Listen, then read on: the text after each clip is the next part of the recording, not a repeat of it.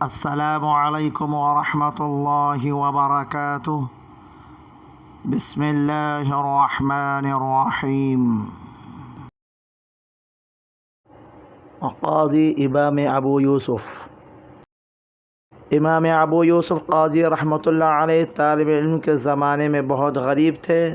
نہ پوری کتابیں تھی، نہ لکھنے کے لیے کاغذ نصیب ہوتا تھا، مگر علم کا شوق ہمت نہ ہارنے دیتے تھے۔ ان کا زیادہ وقت ان کے استاد امام اعظم ابو حنیفہ رحمۃ اللہ علیہ کی خدمت میں گزرتا تھا۔ جب کاغذ کی جگہ بکریوں کی ہڈیوں پر اپنا سبق لکھ کر ذہن نشین کرتے تھے اور ان ہڈیوں کو گھر لے جا کر سنبھال کر ایک گڑھے میں رکھتے جاتے تھے۔ ایک دن درس سے فارغ ہو کر گھر پہنچے تو جب بھوک کے مارے برا حال تھا، جب کچھ کھانے کو مانگا، جب ان کی بیوی نے ان گڑھے سے کچھ ہڈیاں نکال کر سامنے لا کر رکھ دی اور کہا، کھانے کو یہ ہڈیاں لاتے ہوئے تو یہی کھاؤ۔ یہ سن کر امام ابو یوسف رحمۃ اللہ علیہ کو بہت رنج ہوا اور انہوں نے ارادہ کیا کہ جب کمانے کھانے کی کوئی راستہ سوچنی چاہیے۔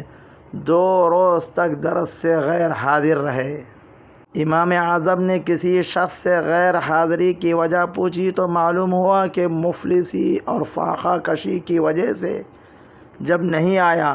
امام اعظم نے بلوا کر پوچھا اور ان کا وظیفہ مقرر کر دیا اور فرمایا، تعلیم کو نہ چھوڑو اور روکی سوکی سے نہ گھبراؤ۔ ایک دن ایسا آئے گا کہ بادشاہ سونے کے چمچے میں تمہیں اپنے ہاتھ سے حلوہ کھلائیں گے۔ خدا نے امام کی یہ بات پوری کی اور ایک مرتبہ امام ابو یوسف رحمۃ اللہ علیہ امیر المؤمنین ہارون رشید کی مجلس میں کھانا کھانے بیٹھے تھے۔ خود ہارون نے سونے کے چمچے سے ان کو کھیر کھلائی۔